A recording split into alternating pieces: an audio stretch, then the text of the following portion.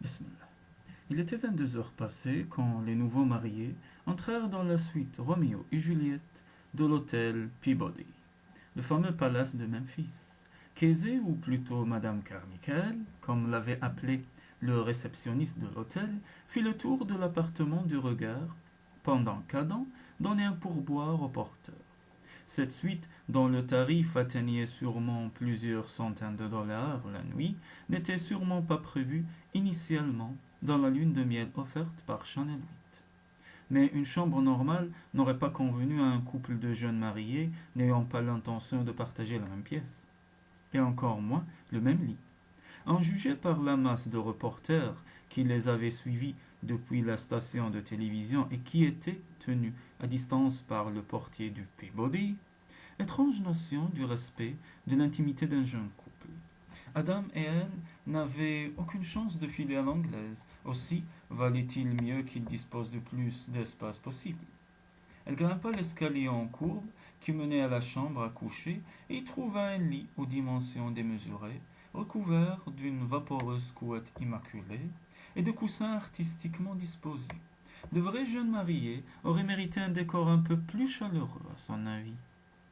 Dans la salle de bain contiguë à la chambre, on retrouvait la même blancheur de la porcelaine et des marbres, en contraste avec l'éclat métallique des éléments en acier. Casey appela Adam depuis le rez-de-chaussée. Le moment tant redouté où il allait lui falloir réfléchir et discuter avec Adam des implications légales de leur union était arrivé. Résignée, elle descendit le rejoindre au salon en se demandant comment elle allait expliquer la situation à sa famille. Qu'est-ce qu'elle allait leur répondre quand ils exigeraient qu'elle retourne sur le champ à la maison? Elle n'était pas du tout sûre d'avoir le cran de leur résister. La résolution qui avait germé en elle et l'avait poussée à prendre en main son avenir s'était complètement effritée, à l'instant même où Joe l'avait fui. Bien sûr, elle finirait par retrouver confiance en elle, mais certainement pas ce soir. Il est tard et vous devez être épuisé, déclara Adam. Allez vous reposer. Nous discuterons de l'annulation demain matin, quand Sam nous aura fait part des démarches à effectuer. Bonne idée, acquiesça-t-elle, soulagée d'avoir épousé un homme qui n'attendait pas qu'elle résolve tous ses problèmes. Installez-vous dans la chambre, ce canapé me conviendra parfaitement. Et attentionné en plus. Merci, Adam, répondit-elle en bâillant, gênée d'accepter cette offre sans barguigner, mais trop fatiguée pour polémiquer. Bonne nuit, ajouta-t-elle en se frottant la nuque, cherchant à détendre ses muscles tétanisés par l'effort qu'il lui avait fallu fournir pour garder la tête haute tout au long de ce fiasco. Quelqu'un frappa à la porte. Adam ouvrit à un groom qui lui tendit une enveloppe sur laquelle on pouvait lire personnel et confidentiel. Ça vient de ça, dit-il. Dieu soit loué, subhanahu. L'avocat avait dû trouver un moyen de les sortir de cet embroglio. Adam avait déjà ouvert la lettre et l'avait lue en une seconde et l'émit un grognement ironique. Qu'est-ce qui se passe? Des mauvaises nouvelles? S'inquiéta-t-elle. Il se contenta de lui jeter un regard sombre. Puis-je la lire? Demanda-t-elle en tendant la main.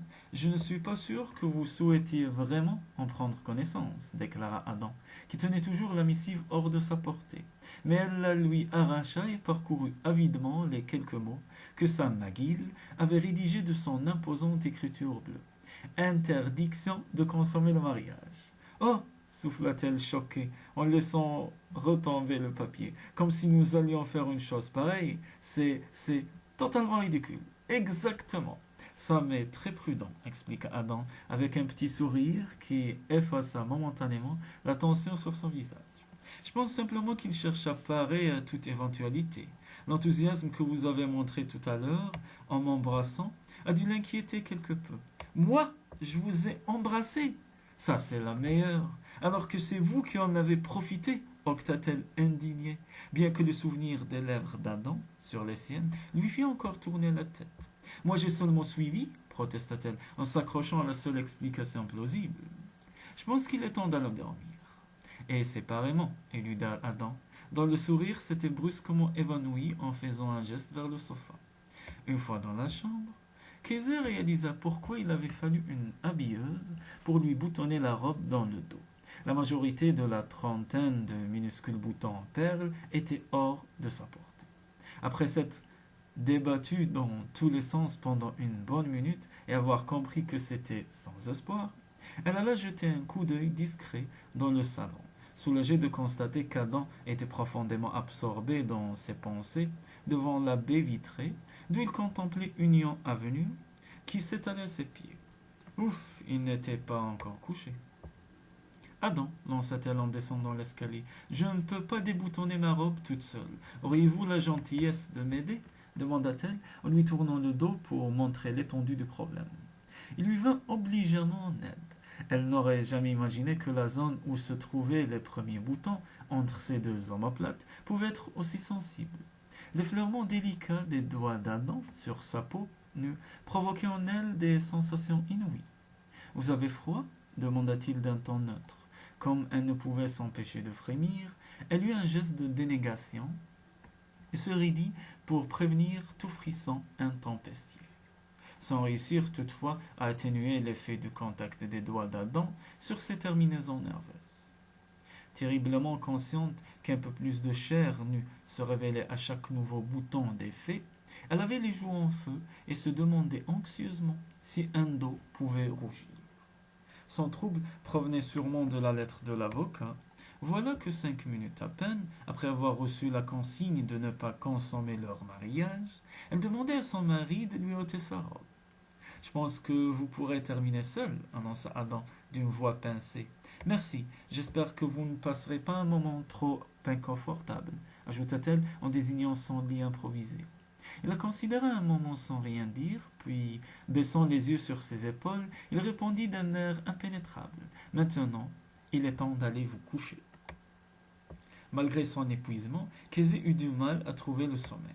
Après toute cette mascarade, cette humiliation publique étalée sur les chaînes nationales, cette décision insensée d'épouser un parfait inconnu, elle se retrouvait dans une situation pire que le vendredi matin à son départ de Parkvale. Sans compter que les membres de sa famille allaient devenir fous quand ils apprendraient ce qui s'était passé. Mais le pire du pire pour elle, c'était de réaliser qu'elle n'avait pas repensé une seule fois à Joe depuis qu'il l'avait laissé tomber. Malgré l'envie fugace de l'écharper qu'il avait saisi à ce moment-là, Joe avait disparu de son esprit quand il avait quitté le plateau, et cela lui laissait une étrange sensation de vide.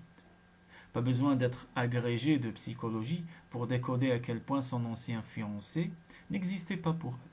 Comment avait-elle pu décider d'épouser ce garçon?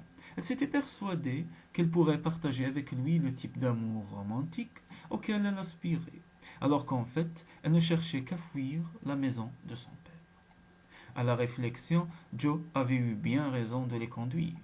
Même s'il aurait pu s'abstenir de le faire en public, elle méritait tout à fait ce qui lui était arrivé. Elle resta au lit jusqu'à 8 heures du matin, hantée par les reproches qui s'entrechoquaient dans sa tête, lorsqu'elle fut sûre qu'Adam avait eu le temps de s'habiller. Elle se doucha et ouvrit la valise qu'elle avait emportée pour sa lune de miel. Parmi ses affaires se trouvaient des articles beaucoup plus sexy que ce qu'elle portait d'ordinaire, ceux dont elle venait de faire l'emplette dans le but avoué d'affrioler Joe. Elle repoussa un bustier à lacets en faveur d'un t-shirt blanc sans manches, tout simple, qu'elle assortit à une jupe en jean. Ainsi, il y avait peu de risque qu'Adam pense qu'elle cherchait à le séduire. Quand elle descendit, celui-ci se tenait debout devant la table du petit déjeuner. On avait dû lui apporter ses affaires de bon matin, car il portait un jean, un polo noir au col ouvert. Tandis qu'il soulevait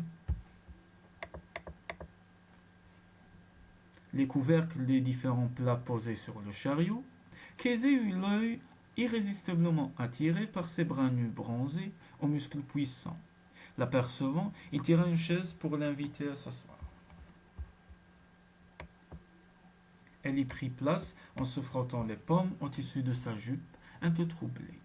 J'ai commandé le petit déjeuner dans la chambre, car mieux vaut éviter de nous rendre au restaurant, annonça-t-il. Le directeur m'a informé que plusieurs journalistes ont pris des chambres dans l'hôtel. Refusant son offre de la servir de plats chauds, elle se contenta de fruits et de yaourts. De son côté, Adam amassa dans son assiette œufs brouillés, tranches de bacon et toast qu'il attaqua avec appétit. Après lui avoir adressé un petit salut avec son verre de jus d'orange, tout en sirotant son jus de fruits, elle jeta un coup d'œil, distrait, au journal plié à côté de son assiette et sursauta aussitôt. Oh, ce n'est pas possible, s'exclama-t-elle, atterrée, malgré tous les clichés qui avaient été pris d'Adam et elle durant la conférence de presse. Les journalistes avaient trouvé le moyen de publier une photo qui saisissait le moment précis où Joe l'avait refusé. Son visage paniqué, au regard désespéré et à la bouche béante, s'étalait en première page sous un gros titre. Car Michael se jette à la rescousse de la fiancée plaquée, cela ne pouvait pas être pire. Ne pouvant détacher les yeux de la feuille de papier, elle saisit sa serviette pour essuyer le jus d'orange qui lui avait coulé sur le menton. Ce n'est pas si grave que ça, déclara Adam, supposant que Chanel 8 avait prémédité ce coup de théâtre pour stimuler l'audience. Ils ont cherché à obtenir le témoignage de votre fiancé, qui a refusé de répondre aux questions. Dépliant le journal, elle aperçut alors un cliché de son père, surpris par le photographe dans l'entrebâillement de sa porte. Oh non, fit-elle. Accablés, ils sont allés parler à mon père. Ce n'est pas une très bonne chose, admit Adam. Ils sont aussi allés interviewer ma belle-mère. Il paraît qu'elle leur aurait raconté que nous étions secrètement fiancés depuis des mois. Pourquoi irait-elle raconter une chose pareille? Pour qu'on n'aille surtout pas s'imaginer qu'une chose aussi primordiale que mon mariage ait pu lui échapper, répondit-il, d'un air blasé qui donnait à penser qu'il ne devait pas porter sa belle-mère dans son cœur. Ça me fera qu'embrouiller un peu plus la presse, ce qui ne peut pas nous nuire. Vous avez eu des nouvelles de votre avocat? Demanda-t-elle. J'ai reçu plusieurs coups de fil, mais aucun de ça, répondit-il alors que le téléphone se mettait à sonner. Bonjour, Héloïse, dit-il en répondant à l'appel d'un air résigné. As-tu apprécié l'émission? Qui était cette Héloïse? Sa belle-mère? Une petite amie? Ce ne devait pas être sa petite amie, car qui que ce soit cette femme, Adam buvait du petit lait en écoutant sa réaction à la nouvelle de son mariage. Il écarta le portable de son oreille en prenant un air moqueur et Casey put saisir un flot de paroles énervé qu'il interrompit par ces mots. Excuse-moi, Héloïse, on m'appelle sur l'autre ligne. Je te rappelle bientôt. Le même manège continua un bon moment. Adam répondant à une succession ininterrompue de coups de fil, la plupart provenant de membres de sa famille anxieux de découvrir si son mariage allait d'une façon ou d'une autre grever leur intérêt et furieux de sa réticence à leur fournir des explications précises. Ennuyée d'attendre, elle finit par allumer son propre portable et aussitôt, un SMS l'informa qu'elle était en possession de 21 messages. Ayant aussitôt rappelé le service de messagerie, elle parcourut les messages affolés de son père, 5 de sa sœur, 6 et de son frère, puis écouta un message de Brody Ann et quelques autres. Tous s'inquiétaient de savoir si son mariage allait l'empêcher de leur être utile d'une façon ou d'une autre. Le chef du chœur paroissial voulait savoir si elle pourrait chanter son solo le lundi suivant, et la directrice du service de protection de l'enfance de Parkvale se demandait si elle était toujours disponible pour cuisiner 2 gros gâteaux et une fournée de biscuits pour la journée porte ouverte de la semaine prochaine. Elle ne put s'empêcher de sourire et dire qu'elle s'était imaginé que le mariage lui fournirait un parfait prétexte pour échapper à tout cela. La réalité s'avérait tout autre. En tout cas, elle n'avait pas l'intention de les rappeler, pas avant qu'Adam et elle aient eu l'occasion de discuter. Elle soupira en entendant retentir de nouveau la sonnerie du téléphone d'Adam. Qui était-ce encore? Se rendant compte qu'elle n'avait toujours pas touché à son petit déjeuner, elle enfourna une cuillerée de yaourt agrémentée de morceaux de melon frais.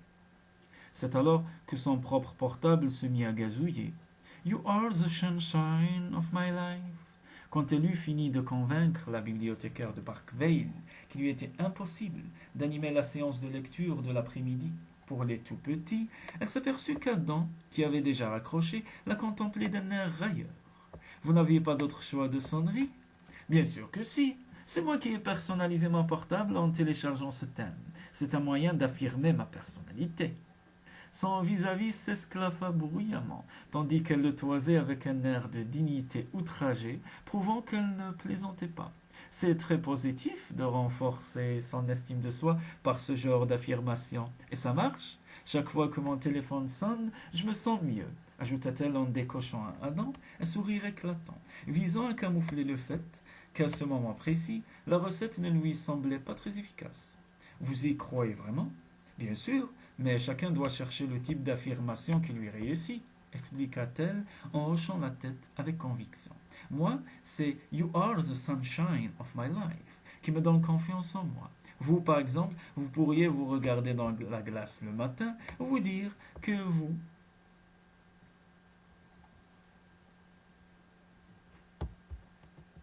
ne serez pas stressé de toute la journée, ajouta-t-elle, inspirée par les rides soucieuses qui lui barraient le front en permanence. J'espère que cette psychologie de bazar ne vous a pas coûté un sou, répliqua Adam, plus renfrogné que jamais. Cela vient en droite ligne de l'enseignement de mon prof de psycho, protesta-t-elle.